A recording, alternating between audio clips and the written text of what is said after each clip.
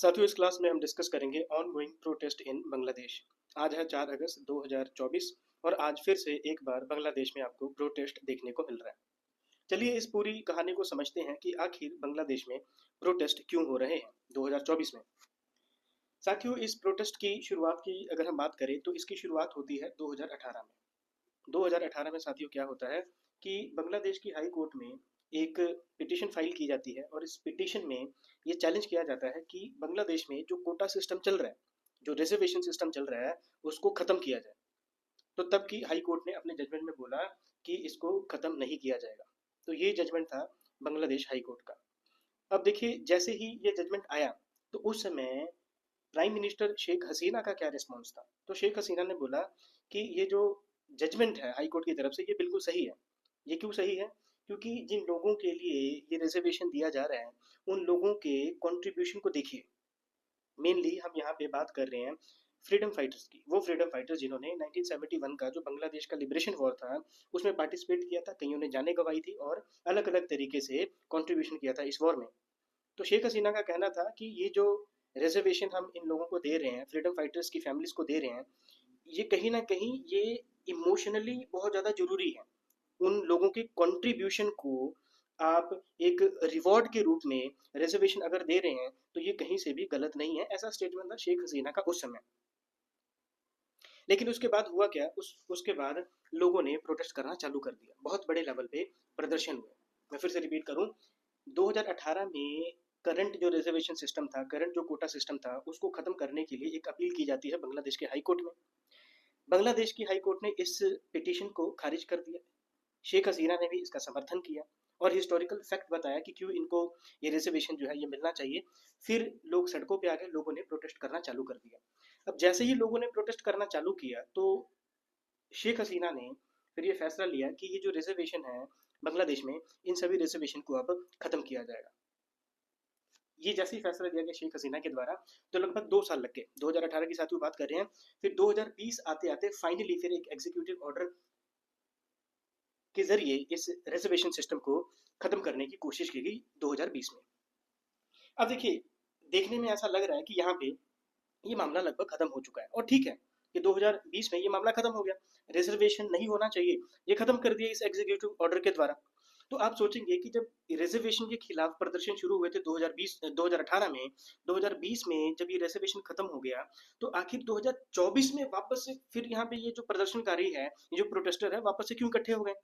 तो 2024 में प्रोटेस्ट करने का जो आप कह लीजिए ट्रिगरिंग पॉइंट था, वो ये था कि साथियों जून 5 2024 को बांग्लादेश की हाई कोर्ट ने शेख हसीना के इस 2020 के जजमेंट को खारिज कर दिया और वापस से ये बोला कि रिजर्वेशन को वापस से रिस्टोर किया जाएगा। यहाँ पे दूसरा एक और पॉइंट है। हालांकि 2020 में इस रिजर्वेशन सिस्टम को खत्म जरूर कर दिया गया था इस एग्जीक्यूटिव ऑर्डर के द्वारा, लेकिन फिर भी कई लोगों का ये कहना है कि ये रिजर्वेशन सिस्टम जो था ये प्रॉपर तरीके से अभी भी एलिमिनेट नहीं हुआ था। और ऊपर से आप कह लीजिए कि जले पे नमक छिड़कने का जो काम था वो बांग्लादेश की हाई कोर्ट ने कर दिया जून 5 2024 को।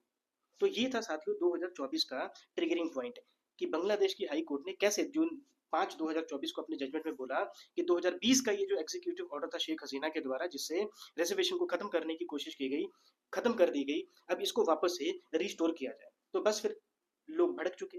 तो लड़ाई 2018 से जो शुरू हुई थी 2020 में जाके जो खत्म हुई, अब वापस से ये पैदा हो गई। तो लोग फिर से सड़कों पे आ जाते हैं। तो मामला साथियों चले जाता है सुप्रीम कोर्ट के अपीलेट डिवीजन में। मामला जो है अभी यहाँ पे चले गया। तो शेख हसीना ने फिर इन प्रोटेस्टर्स को बोला कि थोड़ा सा इंतजार करें, इस पूरे मामले की जांच पहले हो लेने दीजिए और जो भी अप्रोप्रिएट होगा इस appellate division of supreme court के स्टडी करने के बाद, इसको अच्छी तरीके से हर्ड करने के बाद, फिर उसके बाद हम देखेंगे क्या करना है क्या नहीं करना है। तो अभी मतलब प्रोटेस्ट करने का कोई भी बेनिफिट नहीं है। ये स्टेटमेंट था शेख हसीना का। तो अचानक से आप कह लीजिए कि वापस से प्रोटेस्ट बहुत बड़े स्तर पे एक बार फिर से क्यों आपको देखने को मिलता है। देखो, एक बार तो हाई कोर्ट ने जब जजमेंट दिया तो लोग प्रदर्शन करने निकल आए सड़कों पे, लेकिन उसके बाद बहुत ज्यादा हिंसा होती है, बहुत सारे लोग जो है मारे जाते हैं इस पूरे इवेंट में। तो ये इतने बड़े लेवल का जो ये ट्रिगरिंग पॉइंट जो है, ये ऐसा क्या था कि वापस से ये जो क्लैशेस आपको देखने को मिलते हैं। तो यहाँ पे जो ट्रिगरिंग पॉइंट था वो ये था कि ये जो प्रोटेस्टर थे, जो ये चाहते हैं कि जो ये कोटा सिस्टम है ये नहीं होना चाहिए, उनको शेख हसीना ने क्या कह दिया। इनको शेख हसीना ने कह दिया रजाकार, और ये रजाकार जो है बेसिकली इसका मतलब था ट्रेडर, गद्दार। और ये वो लोग हैं जिन्होंने 1971 का जो बांग्लादेश का लिबरेशन वॉर हुआ था उसमें पाकिस्तान की मदद की थी। तो अब अगर आप प्रोटेस्टर के लिए इन शब्दों का इस्तेमाल करेंगे, ये वो प्रोटेस्टर हैं जो अपने राइट्स की बात कर रहे हैं, ये वो अनएम्प्लॉयड यूथ हैं जो अपने जॉब के लिए बात कर रहे हैं कि हमें जॉब चाहिए, और इस कोटा सिस्टम के चलते, इस रिजर्वेशन सिस्टम के चलते उनको जॉब नहीं मिल रही है। अगर आप उन लोगों को ट्रेडर कहोगे तो स्वाभाविक सी बात है हिंसा बढ़ेगी, प्रदर्शनकारी जो है वो और भड़केंगे। तो जो ट्रिगरिंग पॉइंट था हाई कोर्ट के ऑर्डर के बाद में वो ये वाला पॉइंट था, और आपको पता है कि इस हिंसा में बहुत ज्यादा लोगों की यहाँ पे मौत भी हो जाती है। तो इस स्टेटमेंट के बाद फिर जब प्रदर्शनकारी वापस से सड़कों पे आते हैं तो वो डिमांड करते हैं कि यहाँ पे शेख हसीना को अब अपॉलॉजी जो है माफी मांग लेनी चाहिए। जब प्रदर्शन बहुत बड़े लेवल पे चला गया तो यहाँ पे पुलिस फोर्स का भी इस्तेमाल करना पड़ा बांग्लादेश को, और इस पूरे इवेंट में बहुत सारे लोगों की जानें चली जाती हैं। अब आप सोच रहे होंगे कि ये जो कोटा सिस्टम है आखिरकार इसकी शुरुआत होती कैसे है। तो साथियों देखो, 1971 में बांग्लादेश बनता है। अब इस बांग्लादेश की लिबरेशन वॉर में साथियों बहुत सारे जो फ्रीडम फाइटर्स हैं उन्होंने अपनी जानें गंवाई। जो लोग बच गए वो किसी ना किसी तरीके से वॉर क्राइम के वो एक आप कह लीजिए कि एक विक्टिम बने ही थे।